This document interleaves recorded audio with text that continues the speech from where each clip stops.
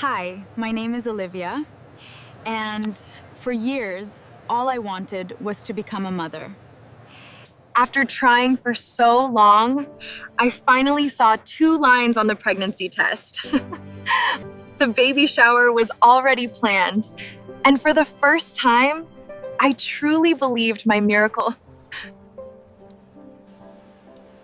I'm so sorry, but there's no heartbeat. This is the story of how I lost my first baby, and how life eventually gave me my rainbow baby. You know that kind of trip you plan down to the smallest detail, just hoping for everything to be perfect? That's exactly where Olivia and her husband were, escaping the daily grind to celebrate their wedding anniversary. Everything seemed to be going according to plan, but something felt different. A heavy, unexplainable exhaustion that Olivia just couldn't shake. She tried to ignore it, thinking the vacation rest would fix it, but life had a much deeper plan in store. It was on an ordinary morning, in the quiet of a hotel bathroom, that their entire world stood still for a moment. Between the doubt and the sudden shock of a positive test, what was supposed to be a simple celebration for two transformed into the first chapter of a brand new life. In that moment, looking at the packed suitcases and the view from the window, she realized this wasn't just a getaway. It was the end of one story, and the beautiful, unexpected beginning of everything that truly mattered. Sometimes the silence in a house tells a story that words can't quite capture. For Olivia, that silence had lasted for years, a quiet that felt heavy with the weight of empty rooms and the echoes of dreams that never quite came true. She had spent a long time navigating a cycle that many people know but few talk about. The cautious hope of a new month, the nervous excitement, and then the crushing, familiar heartbreak of a single line. It wasn't just about a test. It was about the pieces of her heart she had to pick up every single time. She had learned to protect herself, to stop dreaming quite so big, and to accept the exhaustion that comes with not yet. But life has a way of shifting when you least expect it. On an ordinary morning, while the rest of the world was still waking up, Olivia found herself in the bathroom, staring at a small piece of plastic with a sense of numb routine. She wasn't expecting a miracle. She was just going through the motions. But then, the econs started to crawl. 1 minute felt like an hour. And then, there they were. 2 lines. They weren't just marks on a screen.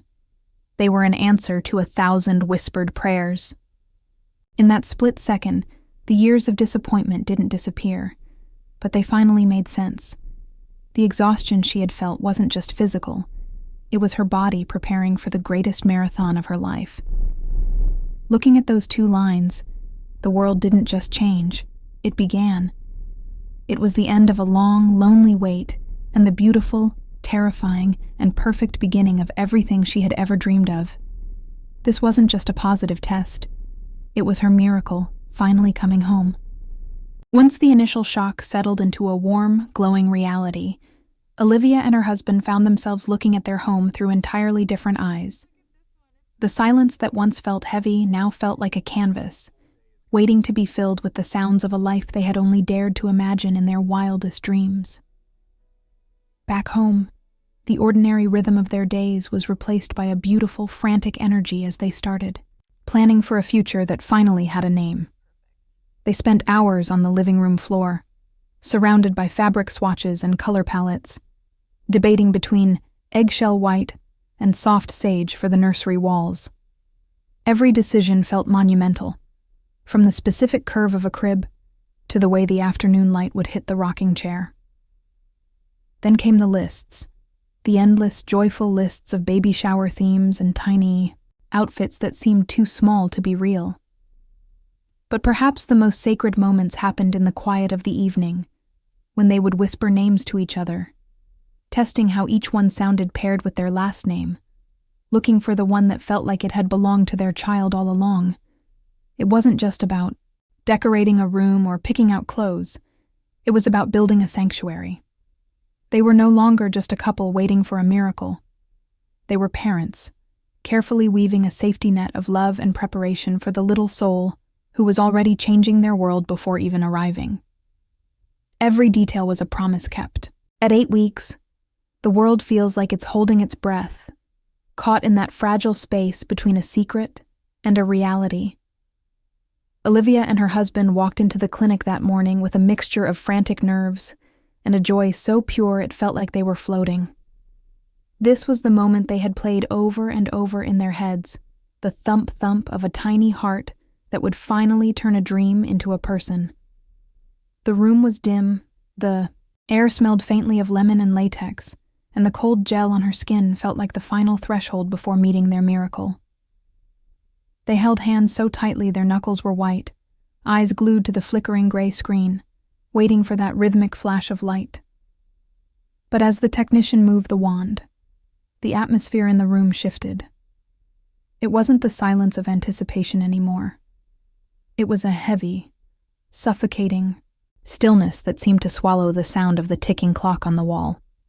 The technician's face, which had been bright and welcoming just moments before, settled into that guarded, practiced mask of professional neutrality, a look that tells you everything is wrong without saying a single word.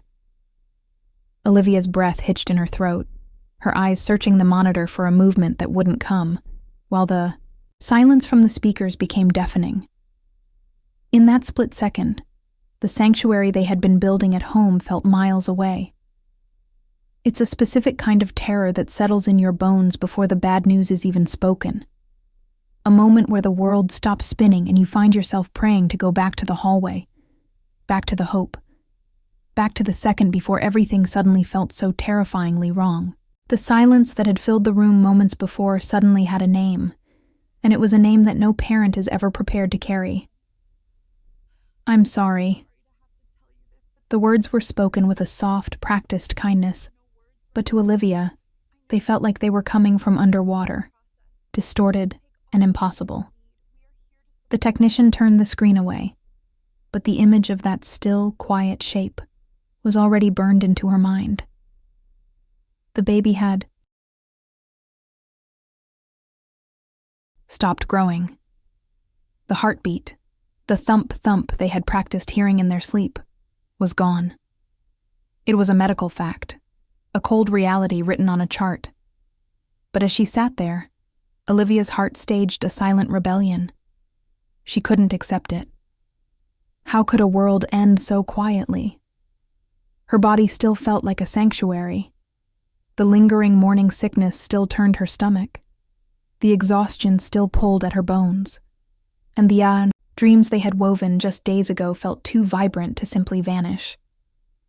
To the doctors, it was a loss, a clinical event. But to Olivia, it felt like a glitch in the universe. She found herself staring at her own reflection, searching for the version of herself from 10 minutes ago, the one who was still a mother, the one who still had a future to plan. It's a specific kind of agony to be told your miracle has slipped away, when you can still feel the echo of it in every breath you take.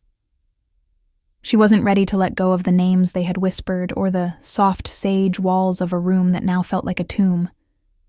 She just kept praying for the machine to be wrong, for the world to start spinning again, and for the silence to finally, mercifully, be broken. There's a specific kind of madness that takes over when you're fighting a reality that hasn't yet settled in your soul. For Olivia, the days that followed that first silence weren't spent in mourning. They were spent in a frantic, breathless rebellion. She became a ghost, haunting the hallways of second opinions and the glowing screens of medical forums at 3 a.m. She wasn't looking for comfort. She was looking for a loophole.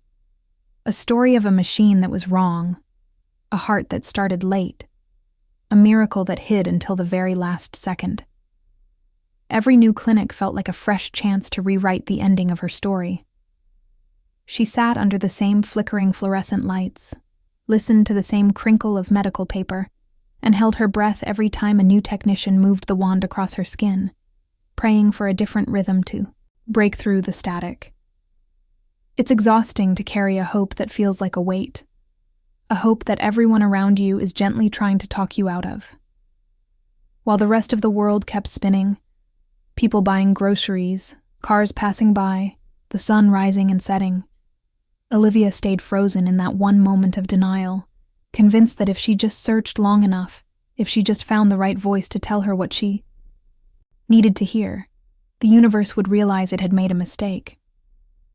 She wasn't just looking for another doctor. She was looking for a way back to the version of her life where the soft sage walls were still a promise and not a question mark she couldn't answer. There's a specific kind of madness that takes over when you're fighting a reality that hasn't yet settled in your soul. For Olivia, the days that followed that first silence weren't spent in mourning. They were spent in a frantic, breathless rebellion. She became a ghost, haunting the hallways of second opinions and the glowing screens of medical forums at 3 a.m. She wasn't looking for comfort. She was looking for a loophole. A story of a machine that was wrong, a heart that started late, a miracle that hid until the very last second. Every new clinic felt like a fresh chance to rewrite the ending of her story. She sat under the same flickering fluorescent lights, listened to the same crinkle of medical paper, and held her breath every time a new technician moved the wand across her skin, praying for a different rhythm to break through the static. It's exhausting to carry a hope that feels like a weight, a hope that everyone around you is gently trying to talk you out of. While the rest of the world kept spinning, people buying groceries, cars passing by, the sun rising and setting, Olivia stayed frozen in that one moment of denial, convinced that if she just searched long enough, if she just found the right voice to tell her what she wasn't just looking for another doctor. She was looking for a way back to the needed version of her life, where the soft sage walls were still a promise, and not a question mark she couldn't answer. Healing isn't a straight line, and for Olivia, the years that followed the silence weren't about forgetting, but about learning how to carry the weight of what was lost without letting it crush her. When the lines turned double again, it wasn't the same frantic, innocent joy as the first time. It was a quiet, terrified kind of hope. She spent those 9 months holding her breath, walking through the same clinic hallways with a heart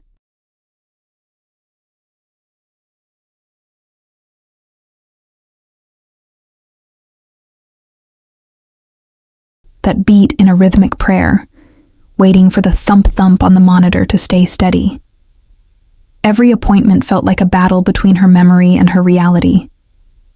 But then, on a morning that felt like every other, the world finally decided to be kind.